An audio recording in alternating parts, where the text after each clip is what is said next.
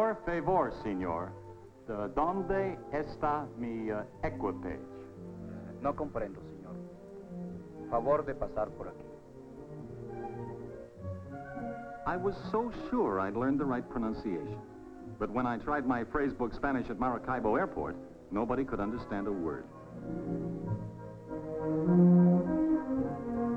It brought home what I was told in the briefing sessions by Creole. I'm starting work in a foreign country for an American oil company, and I'll have to learn its ways, just as Creole has. We each represent the United States here, in the eyes of the Venezuelans. My baggage was at customs, as I should have known, and my English got me through. Then the language problem ended for the moment. Creole had sent another American engineer up from the oil fields to meet me and show me around before I report at the engineering office.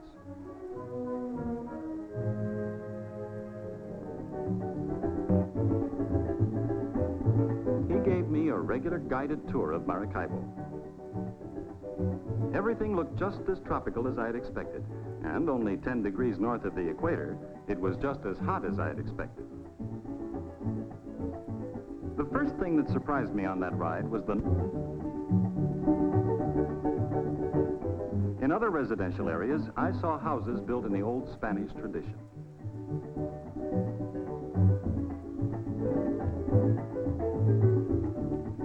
Then came the new again, huge modern apartment buildings.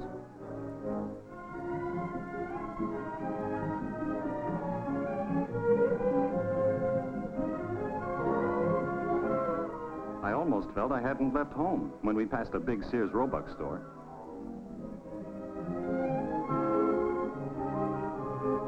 Another familiar sight was a used car lot, full of American autos.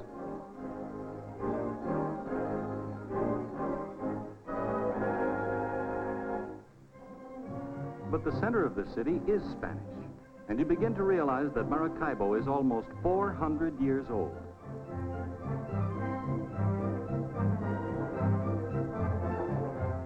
The narrow downtown streets along which we drove were once invaded by Morgan's pirate raiders.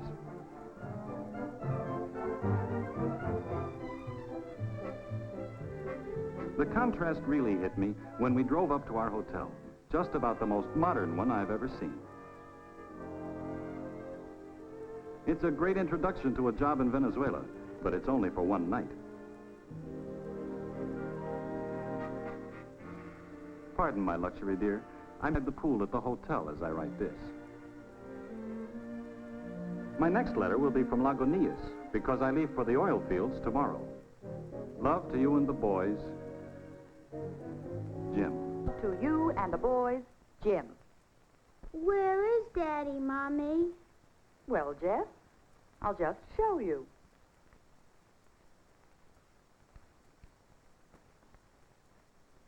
We're here in the United States.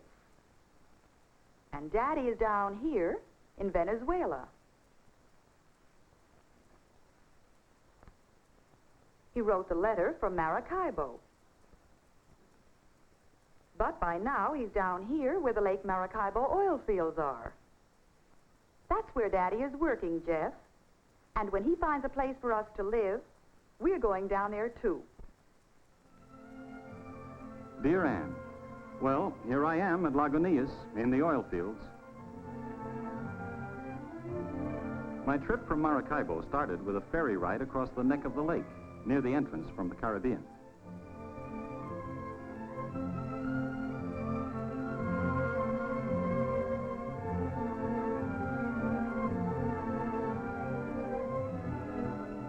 Lake Maracaibo seemed narrow here, but it's actually 60 miles wide at one point and about 120 miles long.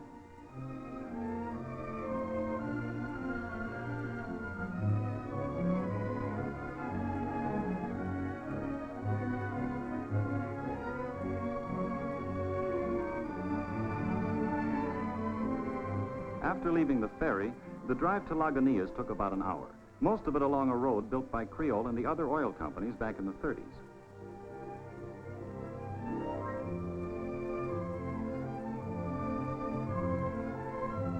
The offshore wells run along the edge of Lake Maracaibo for more than 40 miles, sometimes reaching beyond the horizon. It's quite a sight. But the most thrilling sight to me was my first view of our new home, Lagunitas, right on the lakeshore. It's both a community and an industrial center.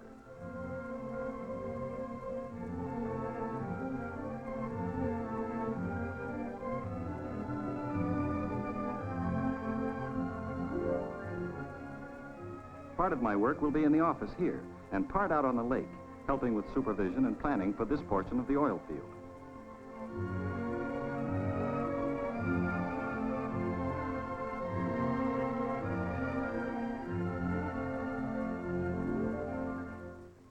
I started meeting people the moment we arrived.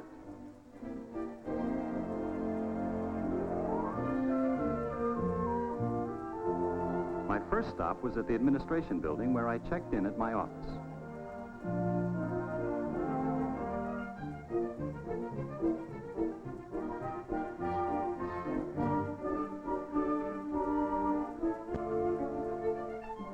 My boss, the district petroleum engineer, is a young fellow. They give responsibility early here. I found that the engineering staff is both Venezuelan and American, or North American as they say here.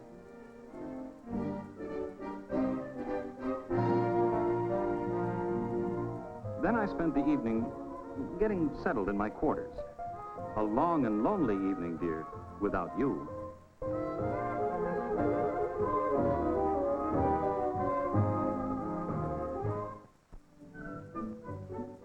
The next day, I was taken out on the lake to see the field procedures. Before that day was over, I felt as though I were back in the Navy.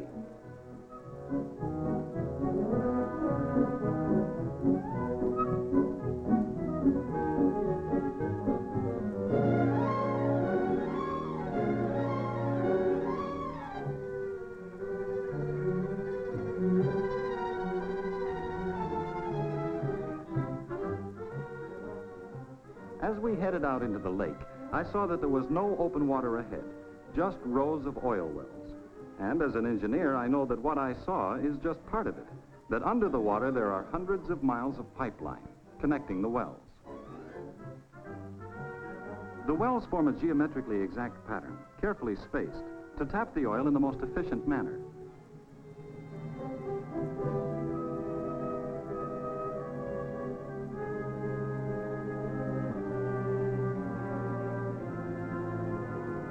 Creole and the Venezuelan government work together to make sure that the field is planned for the best long-term utilization of the country's oil resources.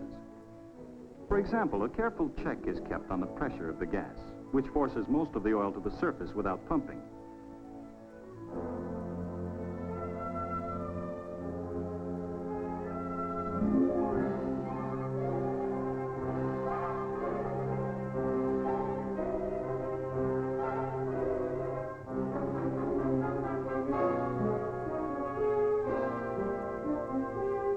The gas which comes up with the oil is not wasted or burned off. 7 miles offshore, I saw one of our huge plants which injects the natural gas back into the formation. That maintains the pressure to keep the oil flowing. The drilling is done with power and equipment from big barges, tied up to the well platforms. I'll be working on the barges a lot of the time, and I'll have to speak Spanish because 92% of Creole's employees are Venezuelan. That includes a large number of the engineers and more than half of the supervisors, like the tool pushers who boss the drilling crews.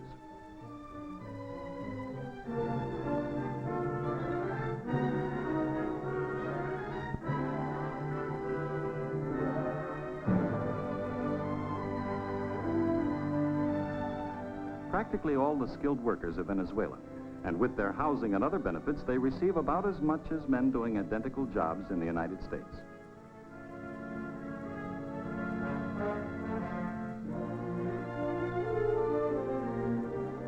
Employee relations policies are about the same, too, and oil companies here operate under modern labor laws.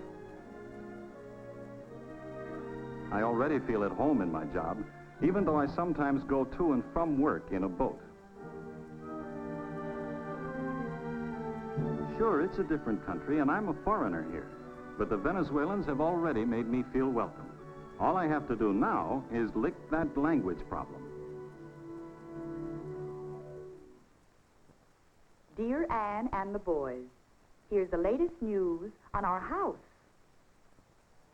I've been looking over all the staff houses, and my favorite is the kind built high off the ground to let the breeze under and incidentally provide a wonderful open-air playroom. They're completely shuttered with aluminum to keep out the daytime heat. I saw the interior of one house on Sunday when a Venezuelan employee invited me over. He's being transferred to a better job at Creole headquarters in Caracas, and I hope to get the house. His wife showed me all through.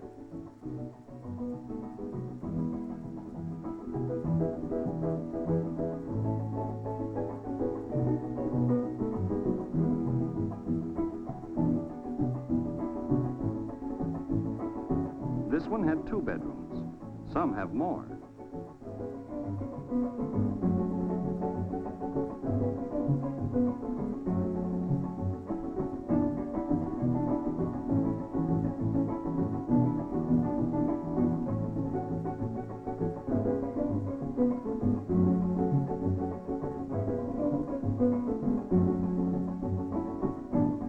I was pretty happy about the possibility, but it didn't work out. As luck would have it, the house has been assigned to another family who've been waiting some time, meanwhile living in one of the Quonset huts. And so that's how we happen to be moving into their Quonset hut on October 1st. I rushed right over to see it.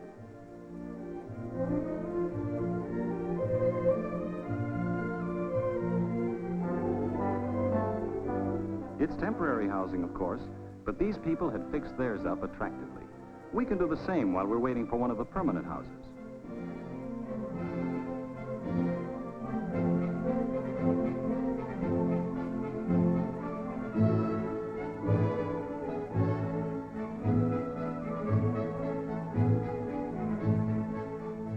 We'll need just about everything we have at home, except the kitchen sink, so you'd better start packing.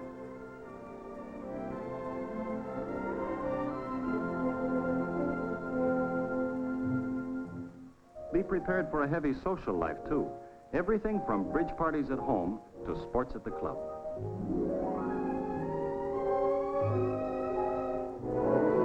My favorite spot is the pool, even though it's mighty lonely there without you. No fun at all, really.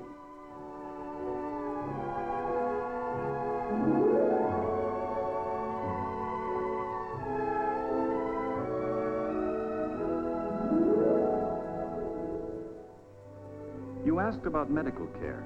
There's a Creole dispensary for both employees and dependents.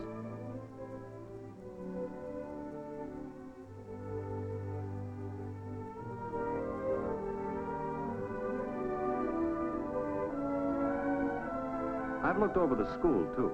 It's also maintained by the company.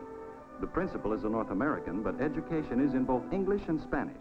They try to make all the children bilingual. And Jeff will start learning Spanish in the 1st grade. Mike, ¿qué hacen los niños? Los niños juegan. ¿Dónde juegan los niños? Los niños juegan en el patio. Shirley, ¿con quién juegan los niños? Los niños jueguen con el amigos y el perro. Those kids made me feel a little ashamed of my Spanish, or lack of it. Everything I've described is inside the oil camp. But Creole is now trying to get away from the old idea of a company camp. Eventually, they want their people to live in regular towns, where that's possible.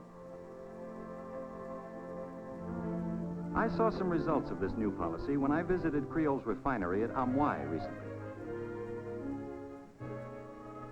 We drove through the residential area, where many of the homes were built by private contractors, partially financed by the company. The houses are sold or rented to anyone, not just Creole employees. The worker is even helped with his down payment if he needs it, but after that he and his family are on their own, just as in the United States.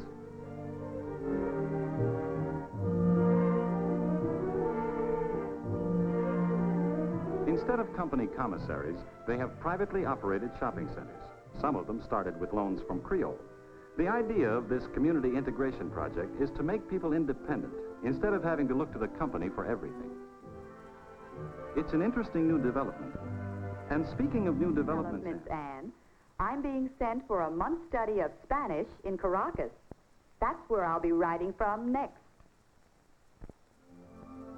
I traveled to Caracas by air, of course, landing at Maiquetía, right on the shore of the Caribbean. Then we started up through the mountains on one of the most remarkable highways in the world, the autopista.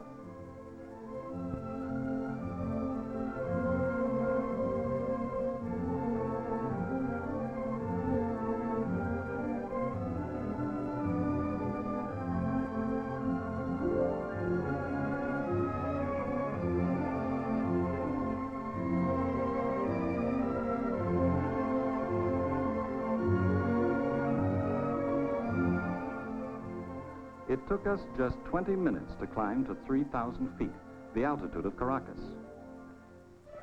Suddenly, we were in the city.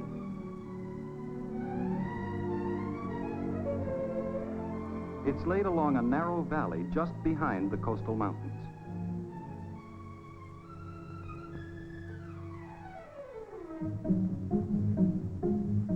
The downtown area is dominated by the Central Simón Bolívar, a building development something like Radio City, except that superhighways go through it and under it.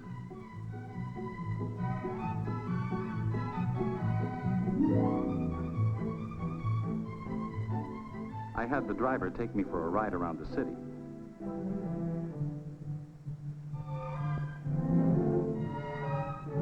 He showed me the new sections in the east, where just 10 years ago there were sugarcane and coffee plantations.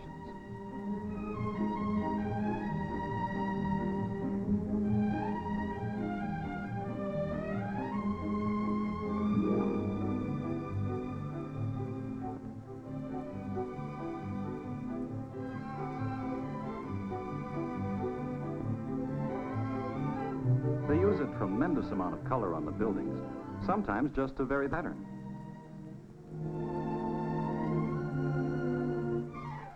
And sometimes for artistic effect, giant mosaics, 6 to 10 stories high.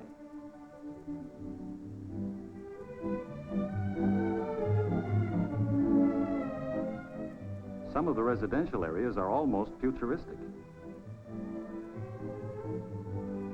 But others are so quiet and tranquil that you seem to be in another world.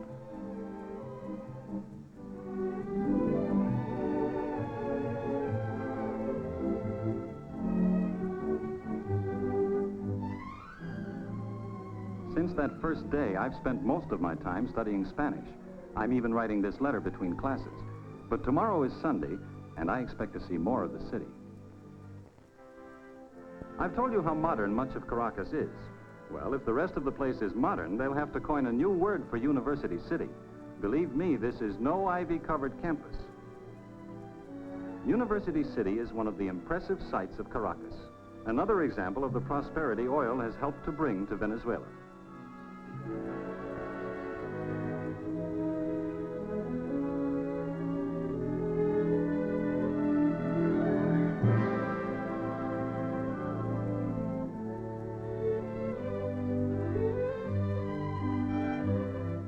The university isn't tucked away by itself. It's part of the city, and it provides the city with many things, from medical care to a beautiful stadium for soccer and track, and another for baseball.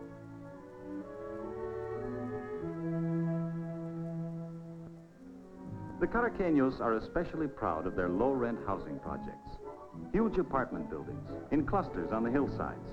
We have nothing like them at home. But some things are just like home. The new business sections, the shop windows filled with goods purchased in the United States,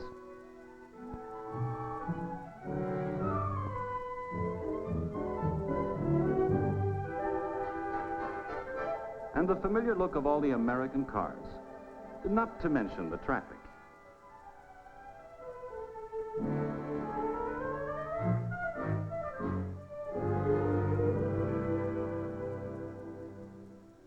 I've also seen some of the historic spots of Caracas, like Plaza Bolivar, the old Spanish square with the statue to the liberator, who led 6 South American nations to freedom. And Casa Natal, the birthplace and home of Simón Bolívar. The old colonial house is now a museum of Venezuelan history.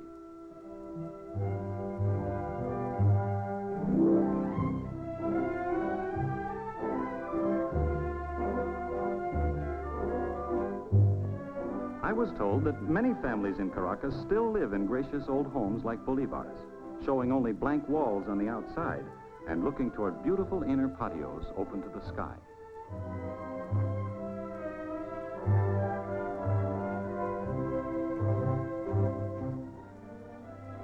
My Caracas life, for most of the past month, has centered on just one building, the Spanish School.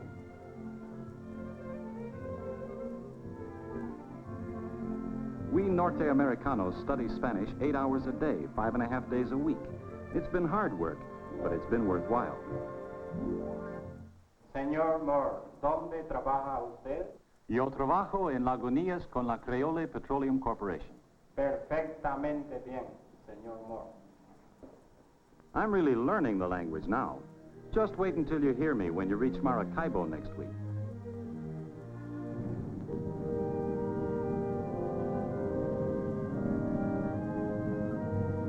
Atención, por favor. La línea aeropostal venezolana anuncia la llegada del vuelo número 201 procedente de Miami. LAV, the Venezuelan airline, announces the arrival of flight 201 from Miami.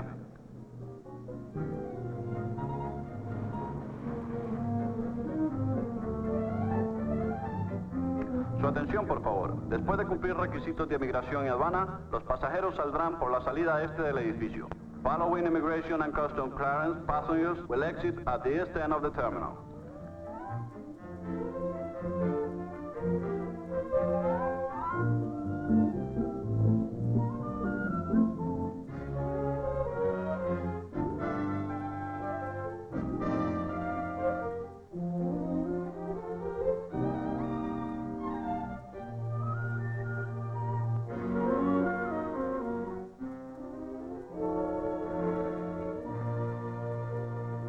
Is this all? No, we have 2 more bags.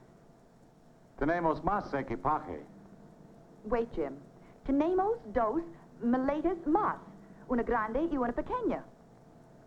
La pequeña es mía. Oh, no. We've been studying Spanish too. Well, that's how it goes. You work hard to impress your family, and they end up telling the porter what luggage he has to find. It's good to have them here, though, and I'm looking forward to a good life with them during this assignment in Venezuela.